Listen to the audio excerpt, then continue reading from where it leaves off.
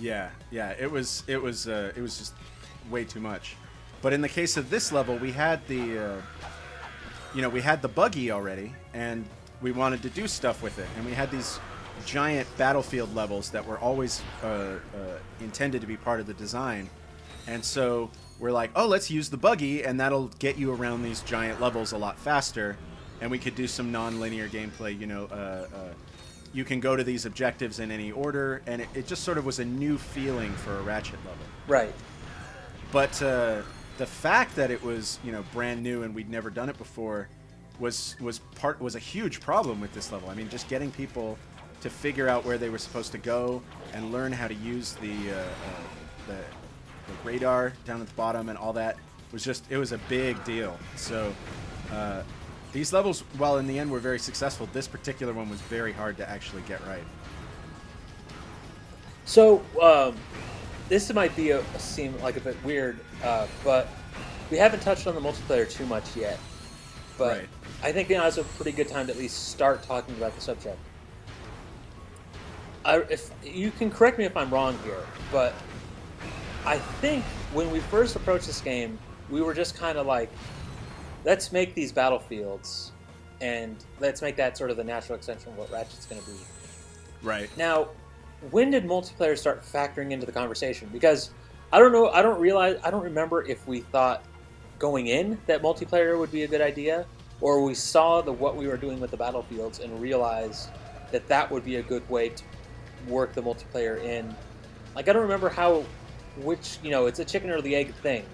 I think we were at least talking about how it would be nice to have multiplayer, but the battlefield sort of really gave us that sort of place where we could actually make it work.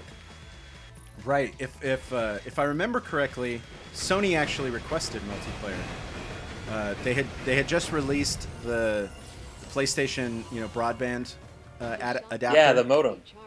And SOCOM was actually doing pretty well with it. So normally what'll happen is when a publisher wants to, or a platform holder wants to push some of its hardware, they'll ask developers to make killer apps for it, right? Like, make something so that people will want to buy this. And Ratchet was a really popular franchise that Sony owned.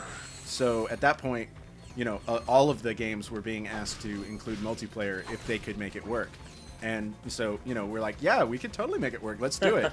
Why not? I mean, this game is already 3 times bigger than the last game. Why not add multiplayer and, and so forth. So, I mean, multiplayer was probably one of the reasons why, a number of those other giant features got cut, right? Was this multiplayer is so big. Yeah, I mean, we had a dedicated multiplayer team, I believe. Yeah, we had it was Eric. Eric, and I think Heather was there at that point. Was she on multiplayer? I thought so. I know Mark was on multiplayer. Eric, Right. Mark, and Andrew, I think was on it, or was it Andrew? I know by the time Resistance came around, Orion was on the team. I don't remember if he was on it on this one. You know what? I can check Moby Games and find out. That's fine. I'll post a little a little thing, just like, yeah, Mike was right. But yeah, there was a lot. I mean, there was a dedicated multiplayer team. Are we about to do the Mama Tyranny battle? We are, yeah. Oh, let's watch this. I remember this cutscene took Jared forever to do. This is a programmatic-driven cutscene, I believe. Yes, and it took I him believe you're right. To get that exactly right, and then into this transition, like, it turned out really well considering it was done by a programmer. And you don't even have to add that caveat to say that it looks really good. But it was done by a programmer, and I got to give him props for because that. Normally those sorts of cameras are laid out by animators, right? Right, who know how to make things look good. Right. And so the fact that it looked so good and was all done in code is even more impressive. Yeah, I think he did a really good job with that, and I think he was really proud of. I think this was one of Jared's first big tasks on the game too, and I think it did a really good job. I mean, there was a lot of back and forth as to how this battle was going to go, and oh yeah, it was changed a number of times.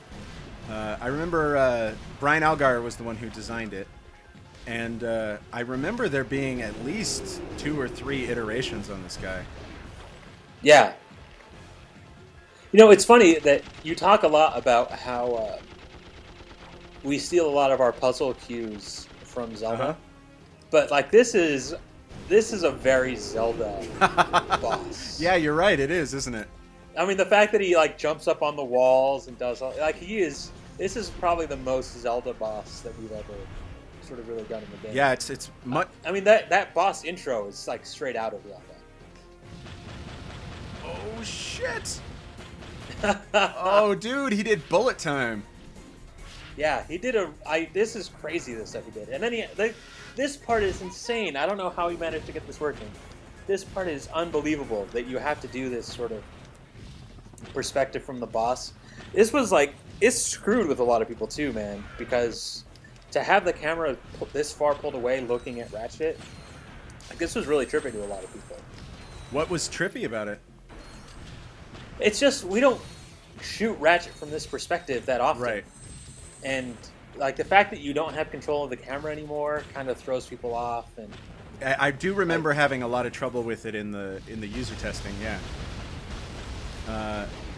But I don't remember many specifics. I think I was absorbed into my own little crunch world of pain and agony at that point. Well, I just remember that this was so much back and forth because he's like those phase transitions are so difficult to pull off, and you're basically coming to a whole new area, and it all has to sort of flow together and work really well. Like, there's a lot that goes into that to making that work. And especially given the constraints of the engine. I mean, the engine we had at this point didn't make doing stuff like that easy. No, not at all. I mean, the engine was very much designed to do normal Ratchet gameplay, you know? Like, yeah. Very, like, real sort of shooting gallery, arcadey almost style of run and gun. And to do those sort of cinematic Zelda fly-through cameras. He stomped on his eye. Oh, and it's Darla Gratch! You know, I don't know. I don't think we told the story before, but I like this story a lot because I think it was one of the first interactions we ever had with Oliver back when we were testing. Okay. So back on Ratchet and Clank 1, there's that. Darla Gratch is in Ratchet and Clank 1, and so she is doing her news report like when the Amiiboids are taking over in Ratchet and Clank 1. Yes, yeah, I remember that. And then she appears later in the game to do another news report or whatever. After being eaten by an Amiiboid. After being eaten by the Amiiboid. And so when I remember we collectively came up with this idea and we pitched it to Oliver. Like, hey, wouldn't it be hilarious if the second time you saw Darla Gratch, instead of it was her, it was the Amiiboid holding the microphone doing to its stomach or something. Right, exactly. I and remember we thought that. It was great. We walked up to Oliver and like, Oliver, this would be hilarious. We have to do that. But we had not worked in games before, and the cutscene was done. Like, we saw the second cutscene, and we're like, oh, you should change it to do this or whatever. And Oliver was incredibly professional. Like, he was more professional about it than I would have been. Because he was just like... He was really gentle with us, yeah. He was really gentle. He was like, that's a great idea. That's really funny. But we're not going to do that. And I was just like... And I was like so disappointed because like that would be hilarious. But he was so gentle about like, instead of being like, you realize that the cutscene is done and now we're not going to redo the cutscene for your stupid idea. Well, he did. I would have said. He did kind of explain, you know, it costs a lot of resources to do these things, and you know the fact that it's, and you know, we have to go on and do the rest of the scenes. We don't have time to go back and visit it. Yeah. So you know, we got a nice little education, but it was it was incredibly gentle. I'm considering it was a couple of testers coming up like, here's how you should do your job. He was very polite about it. I remember, I think, you know, given that we were some of Insomniac's first testers they ever hired, we probably had a lot easier time of it than some other testers did. You know, like, I never felt like I wasn't part of the team. Like, everyone was real nice and they explained things, and it was just sort of a really cool experience. Yeah, for sure.